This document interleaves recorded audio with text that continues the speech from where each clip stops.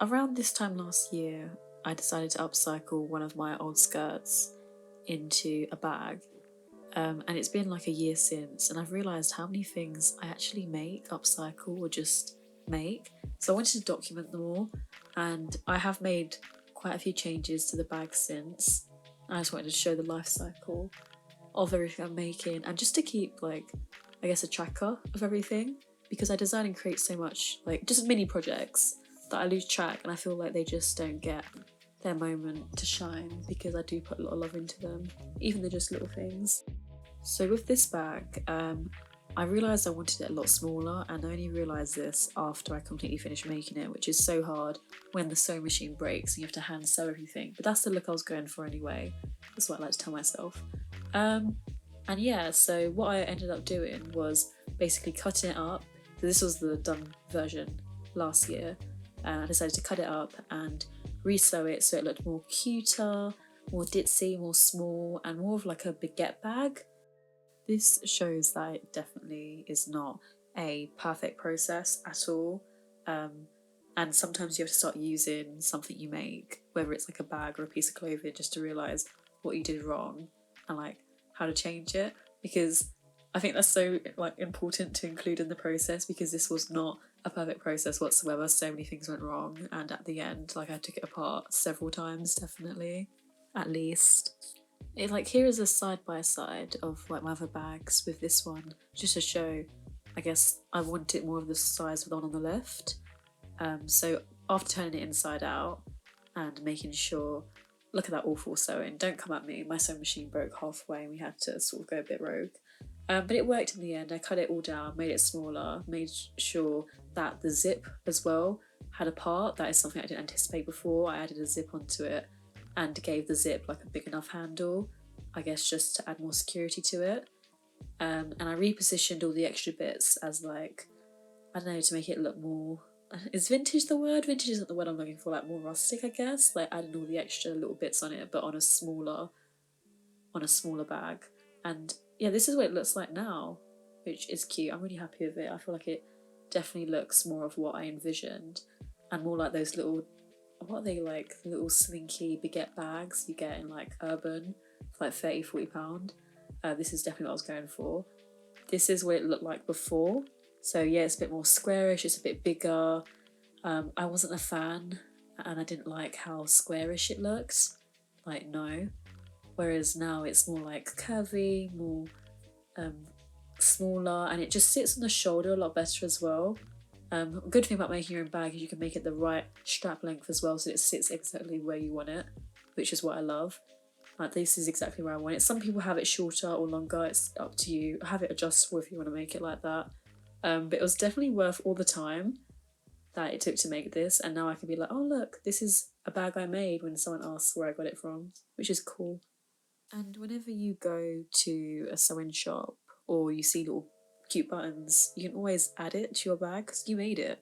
You can do this with your existing stuff as well, I guess. Um, but yeah, here's a kitten break, because that was a lot of 3 minutes of me talking. But the next thing is another, it's more of a mini project really, rather than a big project, but again, it's still like involved sewing, DIY, and buying bits and pieces. I bought this bag and it was far too small. As much as I loved it, it just didn't fit on my shoulder right. And with the nature of this strap, I knew that if I extended it or make it longer, it looked too bulky. So this is what I ended up doing. I bought the chains online and used ribbon, and I just sewed them onto the bag and separated it. And I realised you can actually buy bags like this, and as long as you get the ribbon to somewhat match the bag, it just works so well. And I think I got these pre-threaded anyway, and I saw the vision completely because they're called like bag extensions, and you don't need to do it on a bag that already has the clips. You just sew them yourself, and bags look so much better when they sit in the right place. I think they look so much nicer. That's another mini project. The next thing I made, sorry for the in between cat breaks, I don't know what to put in these frames in between, but I don't know if anyone collects crystals, rocks, or fossils, but I have so many of them, and I felt like they were going to waste because I always struggle to find a way onto how to display these. I have like some nice crystal shelves, but they were so hard to find, and either way I wanted to still like display them in an artistic way. So I bought a deep frame from Hobbycraft. It was like really cheap because they're all on sale at the moment, and I literally arranged my crystals in this frame, and this is how it turned out. I sort of went for some sort of collar order, but sort of just went with the flow, and I used a glue gun, and it looks so cute. The lighting doesn't do it justice. And another thing I've been doing is painting loads. So recently I've been doing cherry blossoms, and this is a piece that I did on top of loads of old poems I'd written, so it's got a lot of meaning behind it. I've also been playing about with watercolour as well, but I just completely forget to film the process of these, and if I'm completely honest, watercolour is not my best suit. It is my worst skill by far in art, so I'm working on it. I don't know if this counts as well, but I've been all over journaling lately. Like, I love it. I love journal prompts, I love making vision boards. I just think it's so good, especially in your 20s, to make sure you get your self love and self work, I don't know what it's called, self reflection in action before that frontal cortex develops or whatever it's called.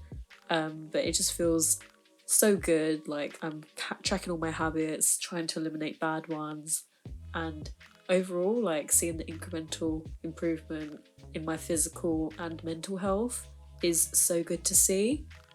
And it was also made me like be able to give love to others around me who deserve it, such as my little brother. I'm cherishing the time I spend with him so much more than I used to before. Now that we're older as well, we have so much more free will and time to ourselves. Yes, these are two bunches of flowers I did buy for myself. Recently we've just been going out together, and it's just super nice. This is footage of us in a blackout, which I thought was aesthetic and cute, and a memory I wanted to keep forever, because I just love spending time with my little brother. We've got a 3-year age gap, so it's really good. And yeah, this is my best friend. I've also been bothering her as well with my, I don't know, what's this called? This little time capsule that I've been working on to capture creative projects and just moments, really. Like, I'm not putting any rules or boundaries on it.